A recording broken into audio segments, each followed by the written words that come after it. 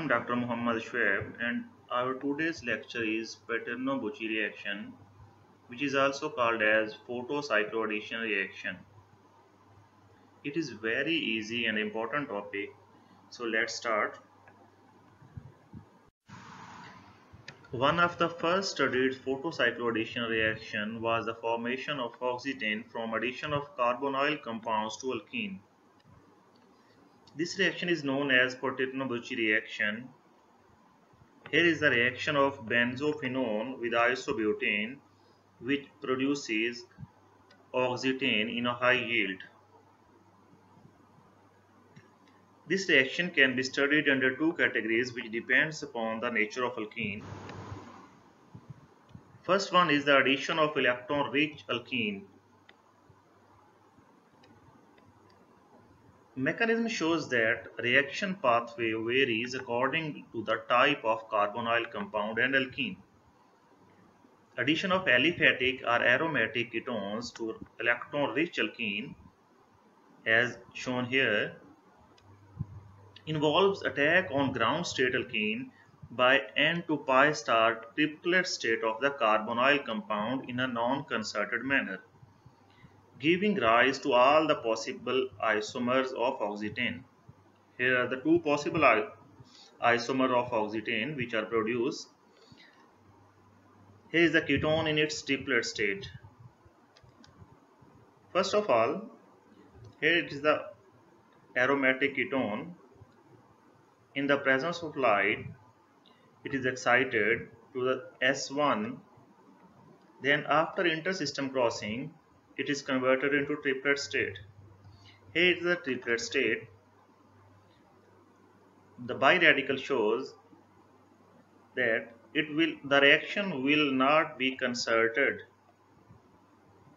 First of all, this one electron will react with one electron having opposite pair spin to this double bonded carbon.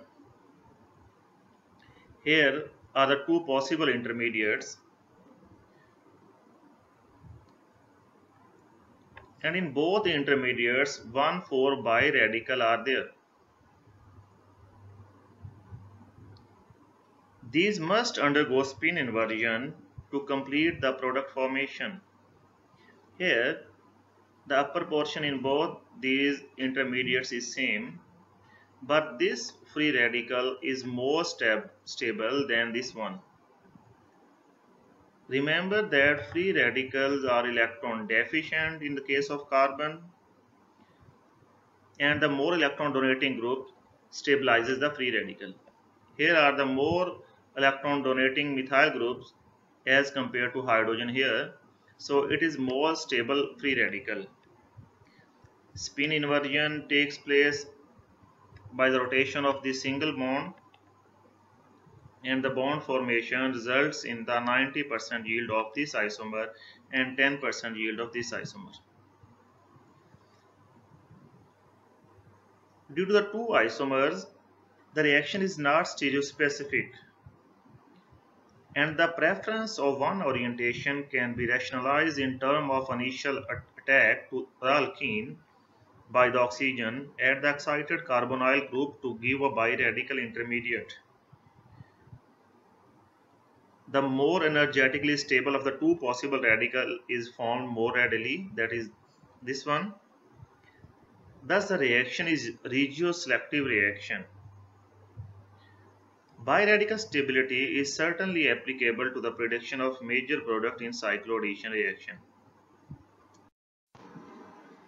So there are two important rules of successful synthesis of oxetane. First is that only carbonyl compound with a low-lying N to pi star state will form oxetane. And second rule is that the energy of carbonyl excited state must be less than that of the alkene to prevent energy transfer from the carbonyl excited state to the alkene. As far as the addition of aromatic carbonyl compound is concerned, as we have seen, only the triplet state is reactive, and consequently a triplet biradical intermediate is produced. And the reaction of alkyl ketones can be complicated by the less efficiency of intersystem crossing, thus permitting the reaction of both the singlet and the triplet state. Both singlet and triplet shows the same reactivity with alkyl ketones. However, the singlet state reaction is obtained by the high concentration of alkene.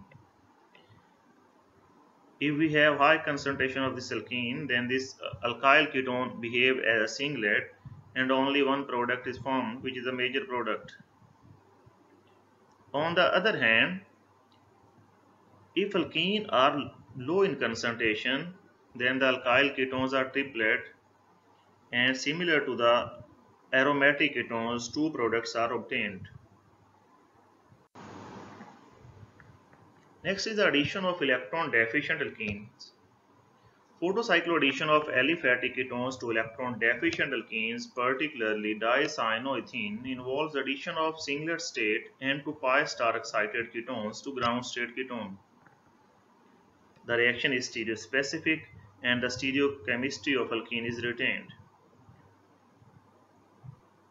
As this ketone behave as a singlet, so there is no biradical formation and there is no rotation of bond for the intermediate.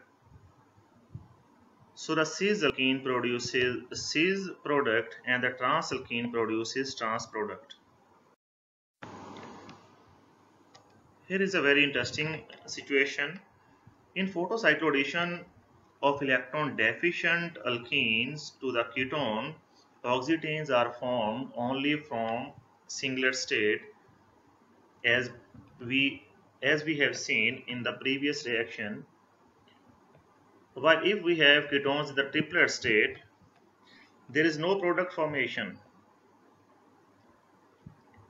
This triplet state ketone only sensitizes the cis transformation of this alkene. It behaves as a photosensitizer and transfer its energy to the alkene.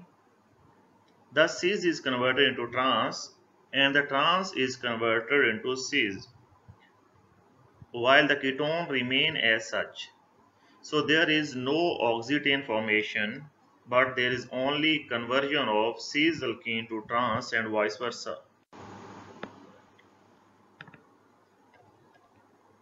In case of unsymmetrical alkenes, formation of an axiplus between carbonyl excited state and a olefin ground state plays an important role.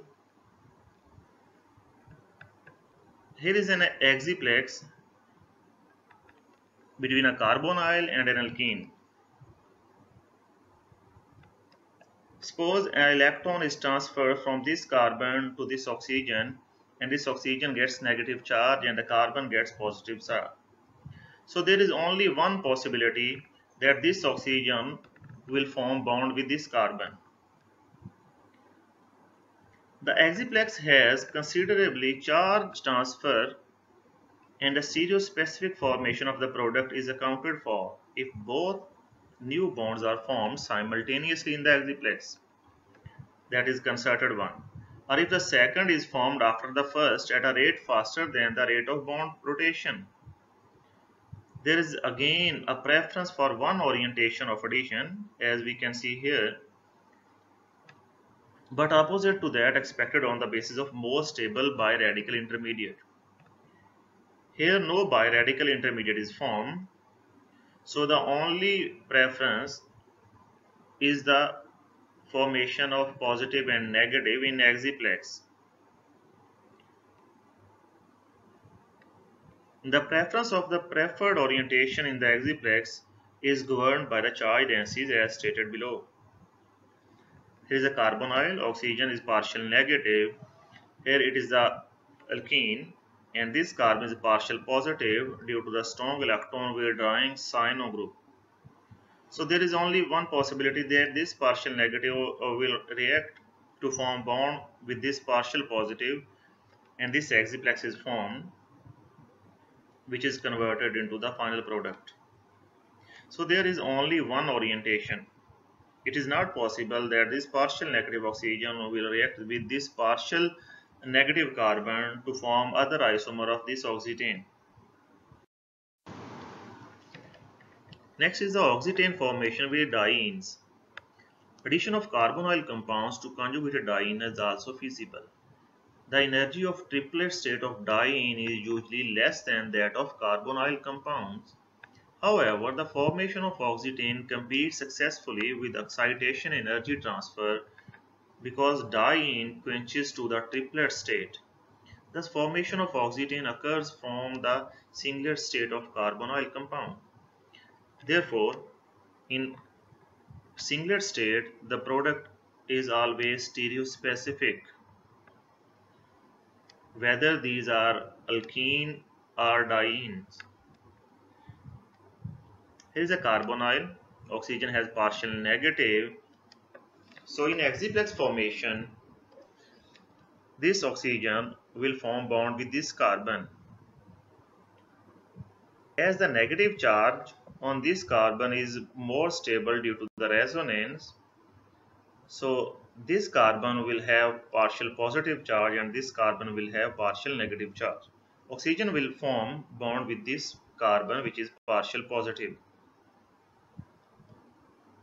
As in the case here, there are two products, but there is only difference between the hydrogen which are present and at the bridge carbon, and there is no formation of other possible isomer.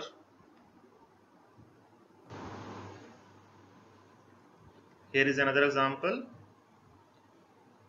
When ketone reacts with 1,3-butadiene, there are two possible isomers formed. When we will see the mechanism, here it is a singlet state. The one electron from this double bond will form bond with one electron from oxygen and the 1,4 biradical intermediate is obtained. There are two possibilities. Either oxygen can form with this CH carbon or CH2 carbon as in the second case. In both cases, 1,4 biradicals are produced. As I have mentioned earlier, that the free radicals are electron deficient, so this free radical will be more stable as compared to the free radical on primary carbon. Therefore, this product will be minor product and this product will be a major product. Of course, this bond formation and the cyclic oxytane formation will take place only when this bond rotation takes place between these two electrons. Next is the oxytane formation with alkynes. Carbonyl compounds undergo photochemical cycloaddition reactions to alkyne to give oxytane, which are usually not isolated but isomerizes to alpha beta unsaturated carbonyl compounds upon thermal reaction. Here is an alkyne and here is a carbonyl compound. It forms this oxytane, and when it is heated, a rearrangement of bonds takes place to produce alpha beta unsaturated carbonyl compound. Here is another example. The product is same alpha beta unsaturated carbonyl compound. After intermolecular Quaternion-Bucci reaction, intramolecular Quaternion-Bucci reaction is also possible. It is mainly given by gamma eta enones, as it is carbonyl carbon, it is alpha, this is beta, this is gamma, and this is eta carbon. The efficiency is attributed to the rapid rate of interaction between the excited carbonyl group and the ground state carbon-carbon double bond, as we have seen previously. This combination of substrate allows the formation of only one isomer in high yield, and usually there is no byproduct. Reaction is highly versatile for the synthesis of variety of bicyclic compounds. Here is an enone. When we rewrite, this oxygen will form a bond with this carbon, and this free radical will be produced, which is more stable, and the bond formation between these two electrons takes place and the final product is obtained. Here is another example.